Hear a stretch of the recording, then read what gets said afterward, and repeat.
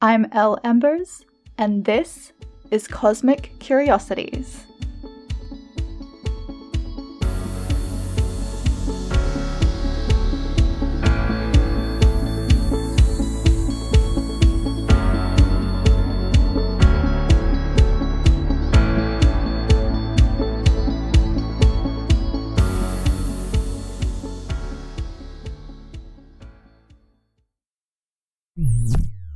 Hello and welcome back to Cosmic Curiosities.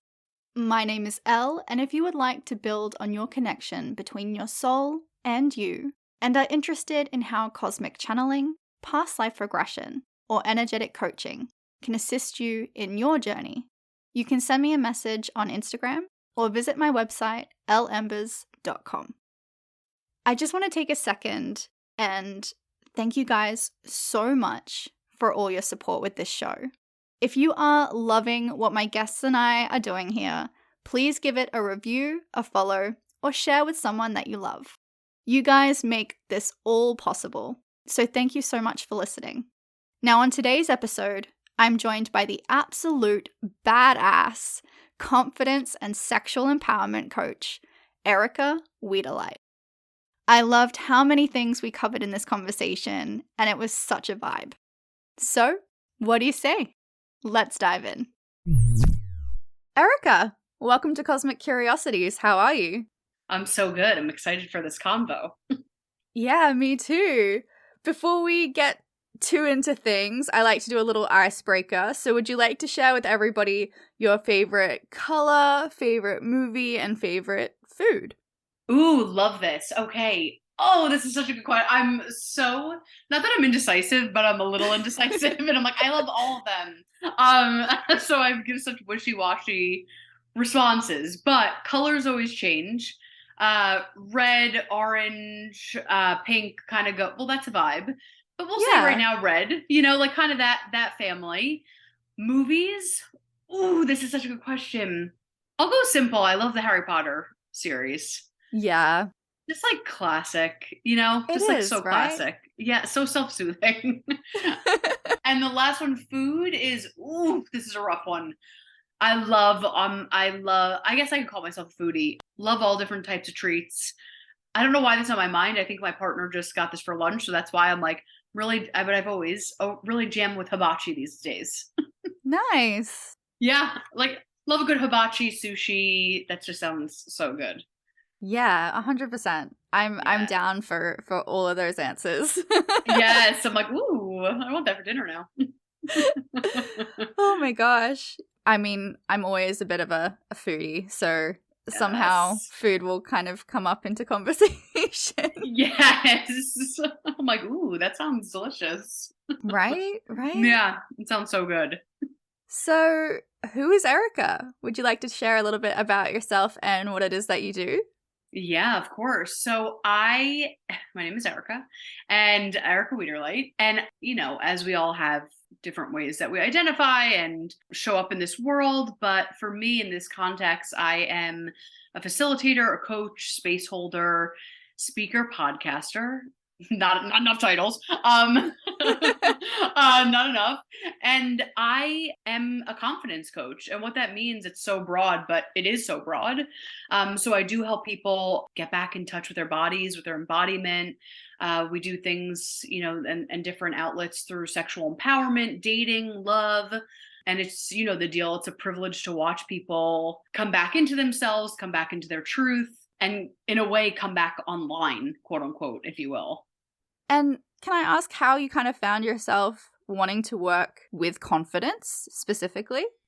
Yeah, I think it's one of my biggest, how do I say, like, cringes through my lifetime. And so like it's actually, and sexual empowerment too in its own right is really crunchy to own that. You know what I mean? Like, it's cool, or it can be cool in the online spaces being like, yeah, I'm a sexual empowerment coach. But like seeing friends from high school, they're like, oh, we see what you're doing. You're like, oh my gosh, like it takes another level of ownership to do this work. So with that being said, I think confidence was one of my biggest struggles, especially when I started really getting deep into my spiritual practice, I came from a place of self-loathing, a lot of self-hate, a lot of judgment, doubt, insecurity, fear. So it's really nice to talk about actually, because I'm like, oh my god, like it kind of shocks me thinking back. I'm like, wait, this is so funny, like that Yeah. I'm casually this person. You know what I mean? Like it's so easy to get wrapped up in our new places in our lives because I'm like, oh yeah, like now I'm doing this thing and I'm doing this thing. It's like, wait, oh my gosh, can we stop for a moment? Like you even 10 years ago would absolutely poop your pants if you knew that you were on podcasts and had our own podcast talking about confidence. Like that's so wild and radical and crazy. So yeah, it came from a place of me needing this desperately. Usually how we start out, right? Yep. We start out trying to heal ourselves, and then we just in turn end up healing others, right? Or assisting others and guiding others. Yeah. What do they say? Like you teach what you deeply learned or what you deeply needed to learn. And that's why I also feel so confident about getting behind these tools, because when people come to me and they're like, you have no idea, and I'm like, I do. You know, of course, you know, I might not have walked in your shoes or lived your life, but like I do deeply get why it's really hard. There's a lot of triggers. You're deeply resistant. I deeply, deeply understand. Yeah. And for me, that's like my integrity piece. You know what I mean? Like I wouldn't coach or facilitate something that I haven't like fully jumped into the deep end with. Totally. I feel like confidence is probably something you can't kind of read about that. Do you know what I mean? Like it's something you have to live and you have to embody to really know what it is that you're talking about and what it is that you're doing. So yeah, all the power to you, babe. Love that. Because thank you. Trying each day, you know, it gets better and better, more evolved. Yeah. So sexual empowerment. Mm-hmm. So that can sort of be like a bit of a taboo topic. It's a bit vulnerable, I guess. Totally. So how do you find people coming into this space? I think what's cool about being a sexual empowerment coach or being in the sexual empowerment world is people kind of come to you with where they're at with it. You know what I mean? So it actually is super interesting, just like claiming, hey, I work in the sexual empowerment realm, or I'm the sexual empowerment coach. People kind of transparently tell you where they're at, which is awesome. So it means so many different things for so many different people. For some, it is the confidence piece of like, oh, I'm worthy and deserving of feeling pleasure, whether that's sexual or whether that's just like, I'm worthy of deserving of eating my sushi. Like we talked about the hibachi, you know? And for others, it's, I'm undoing sexual trauma. I kind of like that it's provocative in a way. I mean, sometimes I hate it because I'm like, oh, I hate that I have to like consistently stand for this. But I like that it's provocative because it has the ability to initiate us of where we're at. Does that make sense? Like it gives people the opportunity to like scan and be like, huh, this is where my relationship is right now with it. So that's, I kind of like that it's lovingly provocative to entice people to look deeper and build that relationship out even more. Yeah. If someone was to think like, hey, this is a sort of mentality or this is a sort of theory that I have to go through this with my partner, that's not always the case, right? This is something that you can go through on your own. This is building your own connection with your sexual empowerment. It doesn't have to be like a couple thing.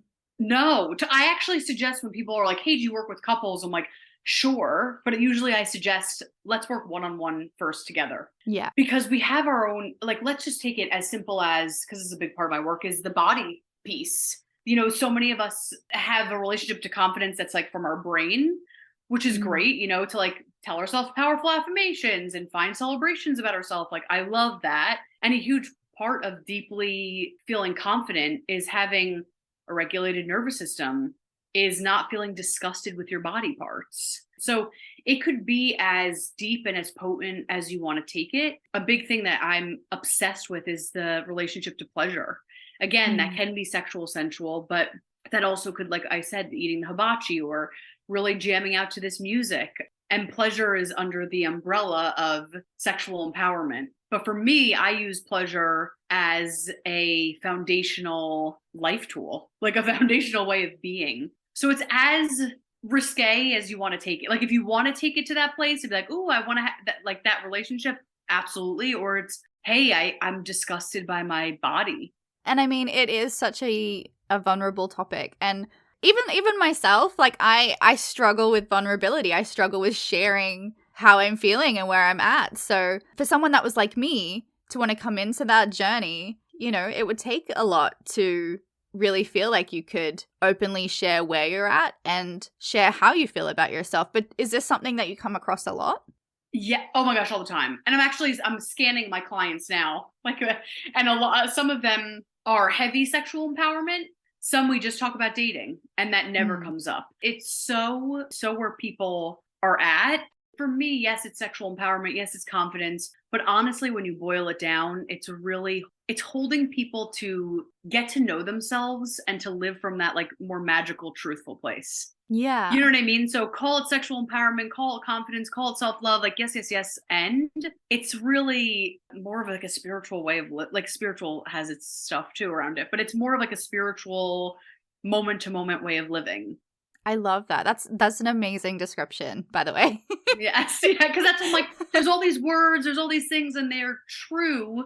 And I actually have a client that's like that said to me, he's like, "Yes," he's like, "but your marketing is like true, and also like it's so much more." He's Mm. like, "And I can't really articulate it." He's like, "But it's like that magic of coming back to yourself, knowing yourself." But how do you say that? You know, so it's I Yeah. sometimes do feel myself. I'm like, it's magical and it's sexual empowerment, it's confidence, like yes, and like there's so much deeper underneath what we really kind of excavate. Yeah, Yeah. definitely. And when it comes down to, I think, self-love, empowerment, Yep. confidence, and everything involved, it is kind of a topic that a lot of people don't really understand because they aren't connected with themselves. And a lot about confidence is about trust, right? Oh, totally. Trusting ourselves, trusting others, trusting like there's a big component of trust. And I think I'm going on a baby tangent, I'll come back. But like I think with self-love, it's I always say this that I'm thrilled that it's becoming a hot topic. And I think it's lightly triggering is too heavy of a word, but like triggering for some folks Yeah. that it's like, okay, cool, I know I should, but like, what does this mean? Yeah. What does this mean? So for me, I like to kind of pick apart the layers of the self love, like the acceptance, the neutrality, you know, truth. I like to pull back those layers so it's more digestible versus like Instagrammable and be like, I love Yeah. myself. You know what I mean? Totally. Because I mean, it can mean different things to different people, but with coming into sexual empowerment, coming into confidence, coming into self love and acceptance, what has been your understanding? What does self love personally mean to you? I think for me, being cool with like it's a relationship. So I think especially sexual empowerment. I have days that I have been unleashed from this work. And then I have days that I'm like highly triggered. You know what I mean? And that's Mm. like all cool. Like that's part of the relationship, that's part of the journey. And so I think self-love too, I think so often for a while, like I believed into sexual empowerment. Now I'm in lingerie and my red lipstick and I'm done. And it's like, you know what I mean? Like, nah, okay. Or like self-love, like it looks like this, and then whatever, like confidence, it looks like this. It's like, but that's not the end all be all. And I think Mm. having acceptance, like I want sexual empowerment. I want my relationship to confidence to be a relationship, not a check off a piece of paper. I did it. Boom. You know, Yes. so that's been like a wonderful and also a little bit of like a mind F for me that I'm like, cool, we've unlocked the next level. How can I lovingly be in the step, you know, in one foot in the door of like, oh my gosh, celebrate this, Erica. This is huge. This is amazing. And the other foot in the door of like, awesome. Like, what else do I want to cultivate to keep this magic going? Like, what's the next level of this? You know, so it's a Mm. delicate balance of not like being like more, or complacent. So it's like the delicate balance of holding both. Yeah. Yeah. And like sexual empowerment, I guess most people do, their mind does go to like the lingerie and and, and being like, yeah, I've got my red lipstick, I'm good to go. Yes. But what is sexual empowerment? I guess like what are people really kind of stepping into when they come to you? I love this. For me, I think I was on the spiritual path for a relentless amount of years. And like, I loved it. I wouldn't change it for the world. Like I was doing yoga when I was a kid, like when it was not cool. Just cause I knew I was like, like I was attracted to it. My mom's like, what are you doing? But like, I've always been into this. And with the sexual piece, it fast tracked me into my spiritual journey. So for me, why sexual empowerment lands for me, and it may not for others, and that's cool, but why it lands for me is it so lovingly brought a mirror to like all the beliefs about myself, how I genuinely feel about my body, how there's so much in that realm. And for me, like I said, it was, even an example with pleasure. I've been doing this work for so many years, and I notice how I put a cap on my pleasure. I don't put a cap on my pain. I'm like, oh, give me that. But I notice with pleasure, I'm like, that's enough, Erica. And I'm like, ooh. It's also given me speaking up for my truth. Cliff Notes is there's so many potent lessons in that world that feels like, whoa, like it's more intense. Yeah. Does that make sense? So for me, that's why I was on this journey for so long, but like I got it deeply, and it landed better for me personally in the sexual empowerment container. Yeah. I love that. Yeah. And it's fun too. Yeah. Because I mean, it is something about connecting with that femininity and being able to express it confidently, because for a long time, we've been labeled sluts and whatever else. And, these days we're getting more and more acceptance, which is amazing, but you still feel there's still that element of judgment. And sometimes that can be for many reasons. It's, you grew up around an older generation that's a little less accepting, or you're a mother and you feel like you have to be a certain way. But, I feel like there is definitely this sense of becoming more accepted. Yes. And more accepting. Yeah. Because I think I had so many clogged things happening, especially since I didn't like my body and it was just crunchy. So I was highly, was this right? But kind of judgmental without thinking I was judgmental. I was like, I'm not judgmental. But the more I did the work, like, yeah, okay.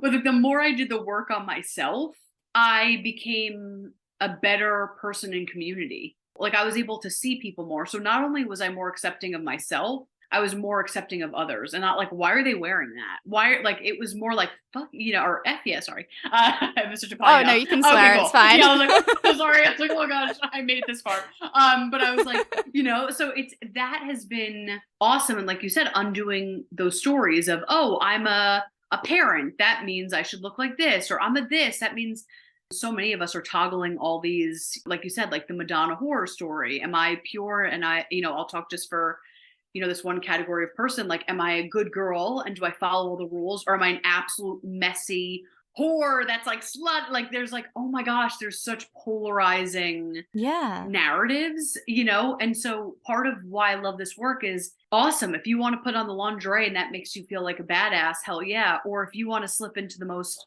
comfortable PJs and put your hair in a bun, fuck yeah too. Sure, I'm obsessed with variables, like the sheet mask, like the lingerie, like the lipstick. Love that. That's so potent. And I want to teach you to get into that inner aliveness within yourself. Tap into this radiance, aliveness. When appropriate, I can tap into this energy no matter what. Yeah. Right? Because I think for sexual empowerment, we have a lot of stories of it needs to look like that. We're very conditioned of the performative. Yeah. Some people are like, I don't want to fucking wear lingerie. You know what I mean? But for some people, like, we have a story of it needs to be lingerie, or whatever it is for you, it needs to be lingerie, or like, I just want us to empower, sure, the sexual piece, but also like your truth as a human. Like, what is your truth? How do you want to consistently honor yourself and your community? Yeah, 100%. Because I think that's the other thing. Even if you take judgment off the table, we still compare ourselves. Totally. And what is sexual empowerment for someone might not work for someone else. And, yes. Coming into that understanding is such a big thing as well, because it doesn't look the same, but we expect it to look the same. Yes. So when it doesn't, we feel like we failed. Yes. I have an example. I did one of the many trainings I've done. One of the classes was dress in something that makes you feel your most beautiful and alive. And people were really tripped up about this because they're like, oh shoot. And I remember the first time I did it, I could like laugh at it, but like it's so not me. And I tried so hard and it was so cringe. But like I was like, yeah. But what I saw, which was really cool, is sure, were there some people in lingerie doing their thing and that was their truth? Yes. And some people, there was an example of someone that wore like a football, like padding and shoulder pads. And they're like, I feel like an absolute badass. Like, I feel like, and why I say that is it could be any way you want to play it. Like, it's any range of the spectrum, but we have such conditioning that it's supposed to be this way. And that's sexual, but that's also like how you want to live. Do you actually like this music? I always ask my clients, like, to go into their senses. Like, I know for me, I have music I just hit on replay. And I'm like, do I actually like that? Or like, do I actually like eating the ham sandwich every Tuesday? Or like, am I just doing because it was on sale and I'm on autopilot? You know what I mean? So like, not only is it like sexual, is it the sexual sensual realm, but it's also like me as a human. What is my desires? What are my imprints? Like, what's my truth and how can I honor that? So it could be lingerie, it could be the football outfit, or it could be as simple as actually my body likes to move to this music versus this, if that makes sense. Yeah, that's a really interesting thing you bring up there about the senses, because that was something that took me a long time to even acknowledge. Yes. Because I was like, oh, it doesn't matter like what I hear, feel, or like see right now. Like, that's not, because I'm too focused on what I look like or what, you know. Yes. So I think that is a huge thing, because like I recently joined this workshop. And it was literally like we went in, we did some Reiki, we did some journaling, and then we did like a personal photo shoot. And doing this photo shoot, I was like, I have no idea what I'm doing. But when I was thinking back about it, I was like, well, if I had like put music on, or if I had like moved my body in a way that felt natural instead of trying to project what I thought was acceptable, I might have handled it differently, or I might have felt differently about it. Yes. Oh my God. I love that. I have to, if it's cool, I have another thing that it's making me think of. There's a woman named Sheila Kelly in the States, and she created a body of work called S Factor. And essentially what it is, it's a little bit of pole. For me, it's essentially sensual meditation. So you're moving through meditation. Definitely check out her work. And a lot of people have subsections and all the things of her work. And why I love it, why it's been so healing in my journey, is it's a quote unquote pole class. It's a quote unquote dance class. There are no mirrors. You know, we're so used to in dance class, like I have my mirrors. There's no mirrors. It's almost pitch dark in there. Like it's like some red lights. And we're so used to, especially, you know, I came from a theater background. So when I started the classes, I was like, boom, boom, hit, hit, hit, hit, hit, hit, hit. And the teachers were like, no, like we're going to get you out of your head from performing. So like, how does your body actually want to move? Yeah. It's so funny because everyone's like, oh no, this is going to be embarrassing. Like, this is going to be ugly. Like, this is not cute. Like, we have, like, I want to be cute and put it in a box and let it be great. And they were like, let it be ugly. So for the first, you know, few weeks, few months, people were tripping over themselves. And then you saw the most powerful, potent shit that you've ever seen in your life. Like, I was like, oh my gosh, this is like an ayahuasca journey going this dance class, because people were truly guided instead of being like, I'm going to perform. Like, I'm going to truly be led by my body. And that's like a total tangent, but it kind of going off of what you said, like, we're so wrapped up into like what we should do and how it should look like. Yeah. How do we lead from those five senses? How do we lead from our truth? But who the hell taught us what our truth is? You know, like, we never prioritize that in this society. So it's like, these conversations are so important, learning that. 100%, because there is such a drive to fit into a box. Yes. You know, like, we want so badly to look cute, right? Yep.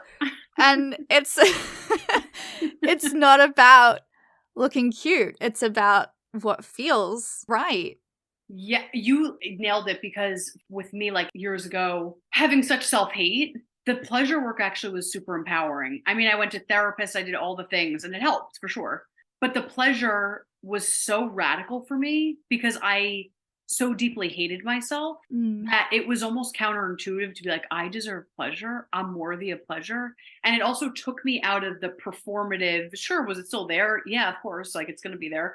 but it took a lot of the charge off of being performative and this is what I should do versus like what feels right. Yeah. What feels good, what brings me aliveness, what turns me on. And that doesn't mean sexually, that means like what turns my life force on versus what should I do because society told me I should. Totally. Yeah. If I'm 100% honest, everything that you just said about pleasure, my brain literally didn't take it for what it is. It was like my brain was like pleasure, sexual. Yep. You know, and like it's not, it doesn't have to be. Like in that moment, I was just like trying to reprogram my brain. I'm like, no, pleasure is also joy. Yeah, exactly. It's interesting. Again, I thought once I signed up for this work, I was like, I'm going to be in pleasure all the time. And I'm going to be fed, grapes and feathered, and I'm going to be on a pink cloud. And it was like, LOL, like most of the time you're going to be fighting your resistance around it. Like that it's shameful and it's dirty and it's only reserved for sex. Like there's so much conditioning and patterning around our worth around it. Is it even worthy? A lot of us have like the blood, sweat, and tears story. I know I have that. Like, that's nice. That could be a treat at the end. Gotta earn it. Yeah, you gotta earn it. Exactly. And so that's why people, when I say sexual empowerment or pleasure, people are either like, oh my gosh, let me tell you about how I like joy in my life. Or people are like, bye. Like, what does that mean? So like, it is like, it brings up a lot of stuff for us. And thank you for like naming that, because that's so normal. I mean, I've been doing this for so long and I still am like, can I avoid this? You know what I mean? So it's like part of the journey, I think. Yeah.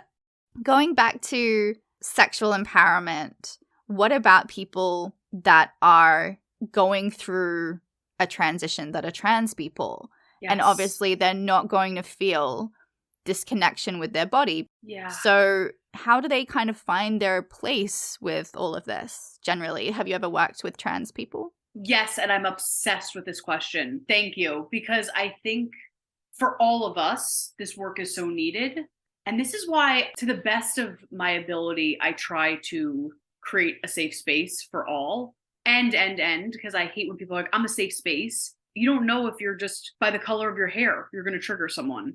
Yeah. So to the best of my ability, I try to be a safe space. And if someone doesn't jam with that, that's okay too. You know what I mean? Because I think there's a lot of like lingo, like I'm a safe space. And it's like, yeah, but you being you just may trigger someone and it may not feel safe for them. And that's cool too. So the cliff notes of what I'm getting at is, especially for our friends in the trans community, this work is so fucking potent. Yeah. Because it's celebrating your truth. It's celebrating your aliveness. It's celebrating your radiance. I think it's really such a powerful opportunity, like I said, for all of us. And I guess, too, the big thing about someone going through a transition and coming into this work is so often as humans, we focus so much on our destination. So like getting to where we feel that we are the truest version of ourselves. But it's also about that journey. Yeah. So it's everything going through that journey. So you know what? If you are someone that is transitioning, whether it be male to female or female to male, doesn't matter. Yep. Going through that transition, there's so many challenges and wins and everything along the journey rather than just getting to the destination at the end and being like, well, I'm who I'm meant to be now. But yes, there's so much in the middle.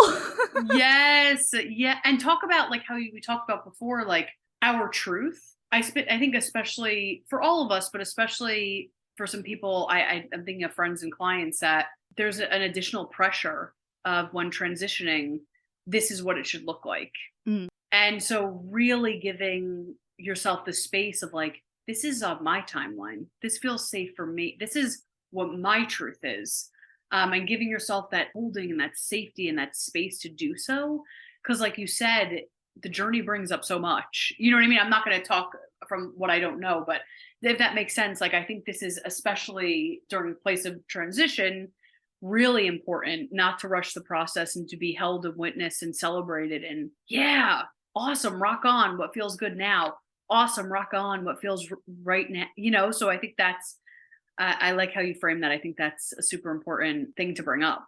Yeah, because I mean, I know quite a few trans people and some are very, very close to me. Some are in my family. Yeah. And it's brutal to see them go through the transition and hate every step of the way, or to hate something about themselves because it's not what they're envisioning or not what they're picturing at that moment in time. Yeah. So I feel like there needs to be more guidance, more support around people that are transitioning to love themselves and encourage themselves and empower themselves through every stage, not just the end.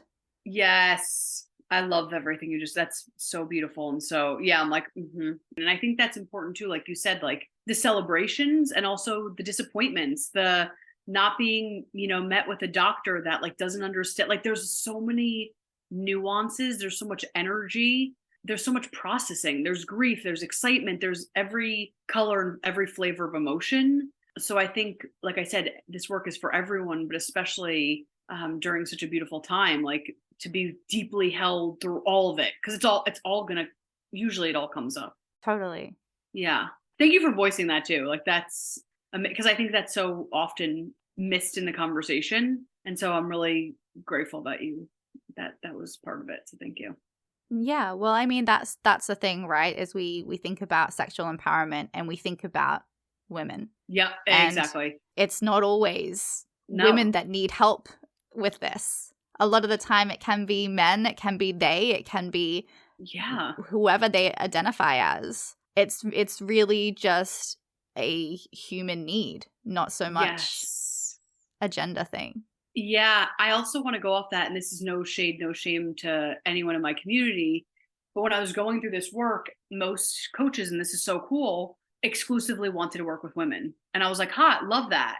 And for me, I'm like, that's just not my truth. Yeah. And I love that there's so many women coach. Like that is awesome. That there's coaches for certain people. But for me, it doesn't land right now. Yeah. And that is interesting too. That could be a whole side story of like how we identify as coaches, like how I'm trying to find the words and like articulate, but like how we hold space and show up and facilitate. I think sometimes get lost in like the marketing world of like, I hold space for these people. And I'm like, fuck that. Like, I don't fuck that sometimes. You know what I mean? Like if it's appropriate, like I want to be a safe space for humans, So that's a side business sticky marketing thing that I get like bleh about. But yeah, I think that's Cliff Notes tangent. But yeah, I wanted to voice that.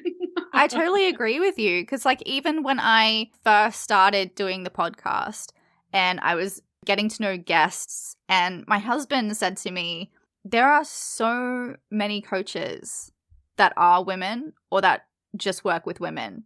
And all they're talking about is this femininity. Yeah. He's like, where do the men go? Like, who's there for us? Like, just out of curiosity. And I was like, wow, okay, you make a really good point. Like, let me suss this out. Let me see what I can do.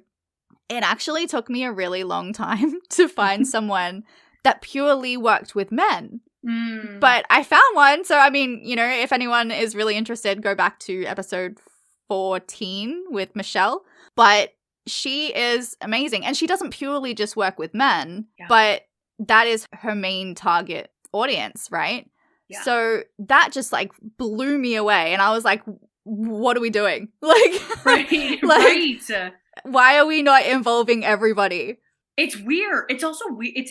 God bless. Like, I think but like, it is interesting that like, we're talking about aliveness. We're talking about confidence. We're talking about being deeply truthful. For me, it doesn't jam for me. And that's cool for others to like exclude so many people. Yeah. It just doesn't make sense. And for someone else, they may be like, here's my reasoning. I'm like, awesome. Love that.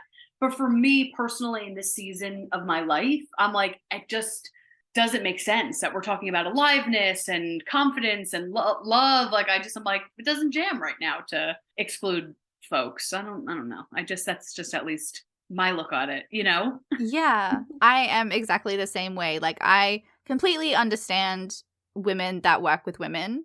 Totally. And I support that 100%. Yeah. I just think that there also needs to be people that work with men and work with others, and that there is support all around the board, and that people can easily access these resources, because that's the thing is, to find support from men, I had to really go looking for it. And it shouldn't be that hard. that's like beautifully said, that it's like, yes, if you just, someone just works with women, or that, like, I think, like you said, it's just like, can we see more of, for every representative? Like, is everyone, yeah, that's awesome. This is a really quick sidebar. I'm sure you've done this many times. Like, what's your client avatar?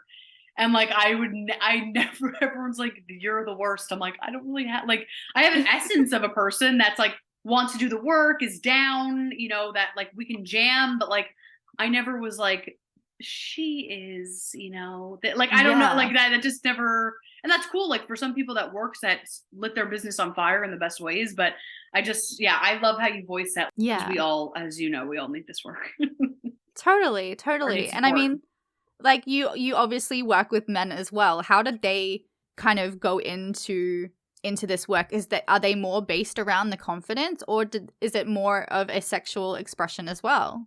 Ooh, so good. It depends on the person. Right. A lot of my cis hetero friends were more like, hey, I'm having trouble with keeping an erection. Some other folks were like, hey, I just feel like depressed. Like, I want to just like so it kind of like it depends on like who comes in the door. I have some folks or some guys that are like, hey, I want to move through. So I just went through a really bad divorce. I want to move through that pain and grief.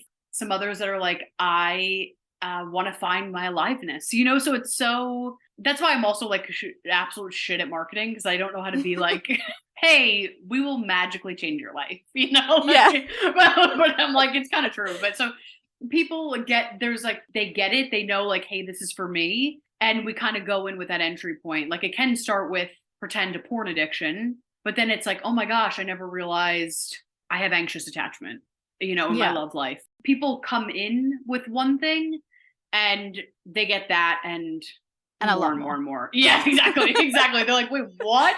I had a client today that was like, LOL. Like, he was like, I did not expect this. He's like, I thought I was coming in for this one thing. And like, sure, like, that is so past what, like, we're so on something. I'm like, yeah, that's the power of this work. Right? That so often happens. I mean, I experience that all the time as well. Someone will come in, especially with past lives. So someone will come in expecting to have some sort of relationship with someone in a past life, and it turns out to be completely different, or completely like the opposite of what they were expecting. Yeah. And they're just like, what the hell? Like, how? Wait. And then, we have to like expand on that, and they're just like, wow, I never would have imagined like how that happened, or how this worked out, or how it played out, and this is why I feel this way. But it's like it just kind of, it spirals into something else. It's true. It's almost like, what are you needing? Like, what do you need? Like, what are we deeply needing? And so it's so good. That's amazing. I love that with the past lives. That's so good. Someone's like, I'm expecting this, and then totally getting like, wait, sure, but oh my gosh, this unlocked this thing over here. Totally. I mean, yeah, if there's anything that, we say as practitioners, you don't come in with expectations, because whatever expectation you have, it will not be that. Whatever you think it's going to be, it's not going to be that. That's honestly, that disclaimer could be put on a lot of coaching and therapy too. Right? Yeah, that actually, some of it, sure, it's like point A to point B, like accountability, sure, but there is a lot of like, everyone's like, what did I sign up for? Like, this took me on a ride I did not know I was gonna ride. And I'm like, yep. Like, exactly. I love that. That's so good. So with confidence as well, I feel like confidence is something that people maybe think they know what it is, or they think they have an understanding of it, but it isn't quite what it is. Because I feel like a lot of people exuberate fake confidence. Yeah. And they're just kind of maybe being arrogant, or maybe just being, a little bit over the top. But they're not actually confident in themselves and how they feel and what they're doing. So can you shed a little bit of light on, I guess, the difference between living in your truth of confidence and projecting, I guess, the idea of confidence? Yeah, it's funny. You kind of answered it in the question, because I think the fake confidence so often is on the exterior of like presenting, like presentational and performing. And sure, sometimes that is like fun and sexy to be like, wow, like I'm taking up space. but I think what you nailed is like the quiet confidence of like the confidence of I'm feeling a lot of anxiety. I know how to self-regulate, or I can trust myself. So I think the confidence that I like to teach is sure, if you want to, put on that makeup and put, fun colors in your hair because that makes you feel confident, duh, like I'll obviously support that. But the confidence that I teach and facilitate is finding the rightness within ourselves, being well like resourced and nourished. So it's really like a deeper inward versus outward. But we're so Yeah. used to seeing outward in this world, like, oh, they must be confident because they have their head back and they're wearing Gucci loafers. You know what I mean? Yeah. So it's like, but wait, hold on. So it's a how can we have that cultivated relationship from a place of inward to then go outward? Totally. And that's something that, I think I really had a misunderstanding of when I was younger. Yeah. Because I would look at all these girls that, had the perfect blonde hair and, the Gucci shoes and, all the makeup and strutting their stuff. And I'm like, oh my God, she's so confident. And I look like a dweeb. And I'm like, how do I be like that? But really, like, becoming friends with those types of girls, and I don't mean to put anyone in a stereotype right now, but becoming friends with those girls in my experience was, they had so much inner torment that they really didn't know how to deal with. Yeah. So they had to perform, they had to put on this armor to protect themselves. Yeah. And when I had that realization, I was kind of relieved in a bad way. I was like, oh my God, I'm good. I'm fine. But also I was really disappointed and I was really sad for these girls having to go through this and not feel the way that they were presenting themselves to feel. Yes. I have some clients that will sometimes ask, like, how do I say this? Our pain feels very, can sometimes, this is like nuance combo, but like feel very lonely and like by ourselves. And so I have sometimes clients be like, yeah, but like if I was looked like this, I wouldn't have this. And I'm like, no. Like I have worked with models. I've worked with successful actors. I'm like, you would be shocked to hear that they are ripping themselves apart. Like, and then that's not everyone. Like, but like I've encountered some amazing, beautiful on the outside and on the inside folks that rip themselves to absolute shreds. And you're shocked. You're like, wait, what? You look like you have it all. And that's such a sin that's the conversation that like, this is the culture that we're like, oh, well, they look fine. It's like, what? Yeah. Like that, what? Like we all have, and something, again, going back to the relationship conversation, like mental health is a relationship we all have. Like, and I think so often it's like, we are like, oh, I reach for mental health tools when I need it. It's like, mental health is just as important as physical health. It's a relationship. How are we going to interact with it? And I think there's a delusion that like, if you have this much money or fill the blank, if you look like this, you don't have to deal with that. And that couldn't be far from the truth. Right? It's that mentality of if I'm super skinny and have perfect skin, then I'm going to be confident 100% of my life, like all the time. Yes. Yeah. It's like, what? It's putting it like a variable on it. Like when I lose 10 pounds, I'll be happy. When I get the partner, I'll be happy. When I get I just feel ourselves so deeply in that it's like, that stinks to then like talk about pleasure to like, then we feel like, oh, then I can have joy. Then I can have fun. Then I can have pleasure when I get that thing. And we know when we get the thing, we're so burnt out. We're so tired that sometimes we're like, okay, cool. Like I'm grateful, but all right, next. You know what I mean? Like right? It's a consistent revolving door of like next. And that's not to discount desires and dreams, but like you talked about, like it is the journey, like it is the journey of getting there. Yeah. When we get to that destination, like say, we lose the 10 pounds and, we're like, oh yeah, look how amazing I look, but also I'm so burnt out and I don't really give a shit anymore. And now I just want to get Botox. Like, like it's just on to the next thing, the next goal, the next whatever item to check off the list. But it doesn't bring the joy and satisfaction that we thought it would. Oh yeah. Weird example, but I was thinking about this today. For years I had like fake eyelash extensions.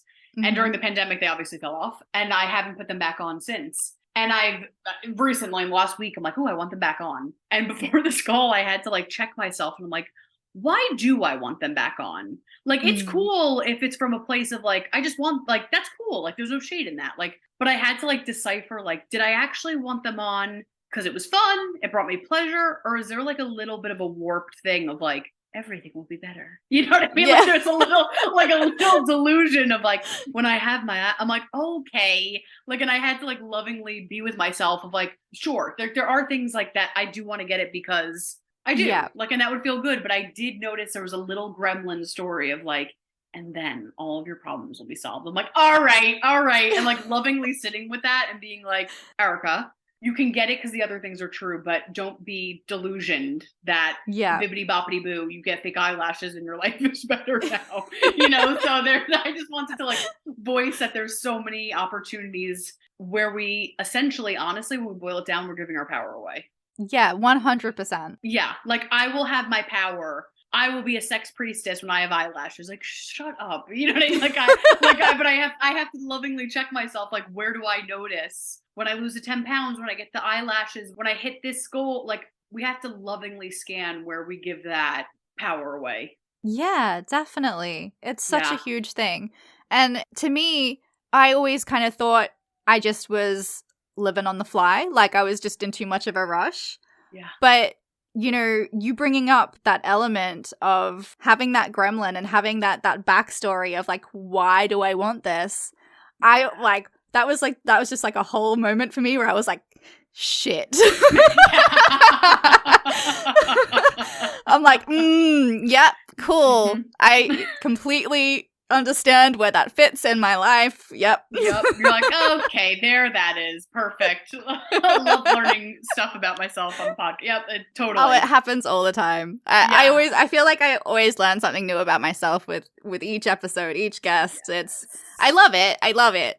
But I was just like, oh wow, like that's totally opened up a whole new thing for me. It's not just about like slowing down. It's also about like why do I feel drawn to this? And is this because it brings me joy, or do I feel like this is a crutch? Do I need to lean on this to make myself feel better? Ooh, that's so good. And it's the forgiveness and the okay. Like, it may feel too aggressive to go cold, like to notice and go cold turkey and be like, I'm never doing this again.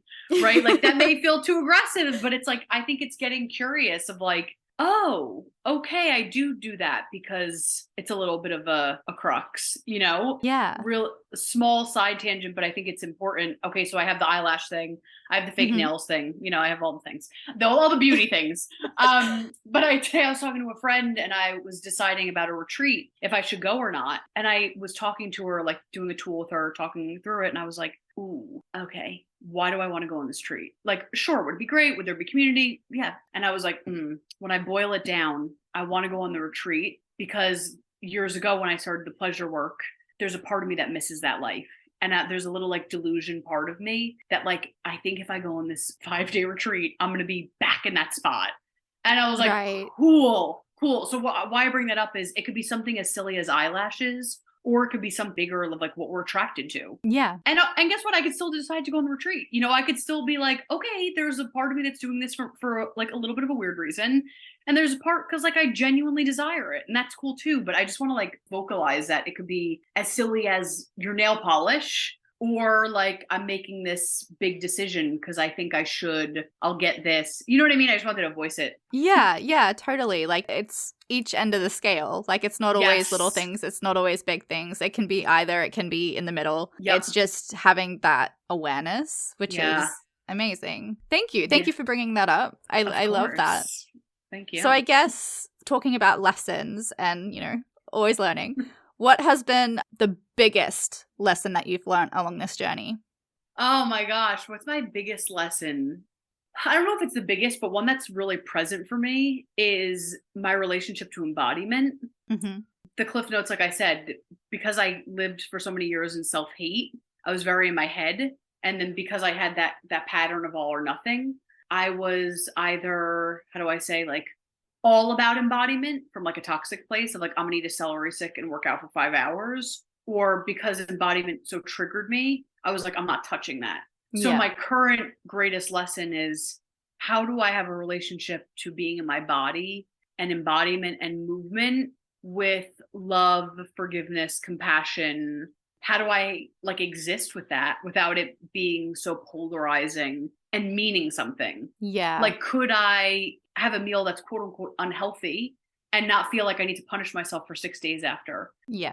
Which fuck that. There's a whole other conversation. But but then also give myself movement, even if I'm sitting with beautiful music and moving my wrists and doing a hip circle. Like for me, that may seem so small, but for me that struggled with an eating disorder, was so in one brain or another brain. Yeah. This has been so radical to be like in the gray area, because I don't live in the gray area. Yeah, like I am an all or nothing gal, and that's with money, that's with food, so making safety in the gray area, with money too, but especially body stuff is like been like my big lesson, and it's like still currently unfolding.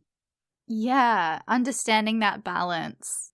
Yes. Because balance sometimes, like, I don't know about you, like balance sometimes isn't sexy. Like it actually is. But people are like, be in balance. I'm like, ew. So like Right? now I need to like kind of change my brain chemistry. Like, wait, balance is sexy, but I never was drawn to it until recently. Yeah. And now I'm like, oh wait, this actually does feel good. But I had to get there. Yeah. Well, I mean, if it helps, someone once said to me about like balance, yin and yang, like the black and the white. And they're like, look, it's not one or the other. It's not black or it's white. You kind of need them both to come together. And they have to dance. They have to dance. And it's good. That like brought me into it being like, oh, they dance. Like, that's sexy. That's like, that's more into it. So, ooh, I mean. love that. Because balance for me feels like, and I love meditation. I meditate every day, but it feels like a crusty old meditation book. Like in the corner, balance. I'm like, ew. Like the dance. I'm like, oh yeah. Like I could get on to the dance of those two things way more. So thank you. That's awesome. Yeah. I always thought it was really cute, and it helps me. Yes. I was the same. I'm very like, I don't live in the gray either. Yeah. No. I'm all or nothing. So tricky. Yeah. But I'm the same. I'm learning, and I've gotten a lot better at it. But yeah, that really helped me lean more into it and go, well, it doesn't have to be lame. It can also be sexy and be a dance, and we get into it. And I'm not a great dancer, but hey, I still have a good time. Exactly. I love that. That's amazing. I'm taking that to heart. That's a good one. I love it. So with other people that are having trouble with their confidence and struggling, do you have any advice for not just women, but anyone kind of finding their way into confidence and trying to find a good place to start? Yeah, I love this. I am a big time celebrator. We're really good at finding what's wrong with us and, ripping ourselves to shreds. We know that. So I'll give a tool, actually. It seems super silly and it's like, duh, but it's actually quite revolutionary. So 2 tools are, every time you pass a mirror or reflective surface, I wanted to remind us to find the rightness within ourselves. So that could be complimenting our physical beauty, our intelligence, our personality, but I wanted to remind us of finding the right versus ripping ourselves apart. Mm-hmm. And my other one is daily celebrations. Again, it feels, people poo-poo it because they're like, oh, that's like daily gratitude. That's fine. Like that doesn't really do much. Like there's a little bit of a poo-poo energy, but it's pretty radical when you actually sit back, and I try to do it every day of like, oh shoot, I didn't even realize that. Like I'm celebrating these things, and people often, we have a relationship to celebration that it needs to be like, huge, like I'm engaged, I got a promotion. It's like, oh my gosh, like, yeah, like, of course, like throw the confetti in the air. Yes. And also like my dare that I always dare my clients is like, how can we get good at celebrating the small stuff? Yeah. So like, I got out of bed today. I ate Taco Bell and then I moved my body. Like that is radical for me. You know what I mean? Like, or whatever. Like it doesn't have to be those huge things. So those are great. I always encourage people to start getting good at celebrating the micro moments, because we live in micro moments. Like we live in the mundane. And so that needs to be highlighted and celebrated and underlined. I love that this was a tool that you brought up, because this was literally what I told my client to do like 2 days ago. Yes. I was like, this is so relevant. That makes me like, Do this for a week. Come back to me on Monday. Tell me every win that you have. Like, yes. Yeah. I love that. That's so good. Oh my gosh. Love it. I love it. And like, that's the thing is it doesn't have to be these huge moments. No. It can be, I didn't buy a coffee on the way to work this morning. I've saved my $5. I'm going to put that $5 in my savings. And, that's a win. Like, yes. I didn't do that yesterday. Yes, exactly. Again, there's a thing of like, we think that once we get those huge things, all of a sudden we're going to know how to celebrate. Celebration is like a muscle. So we're going to get those big things. And so often we deflect it. We're like, I don't know how to hold this. Like, we're like, get it away from me. Or just like, cool, but I can't digest this. Like, not only is a celebrating helping you reframe to the positive, but like it's helping us create safety in a container to hold good things. Yeah, definitely. Yeah. Well, I mean, thank you so much for chatting with me today. I've loved this conversation. I love what you do. I think it's so important. Where can people find you if they want to work with you?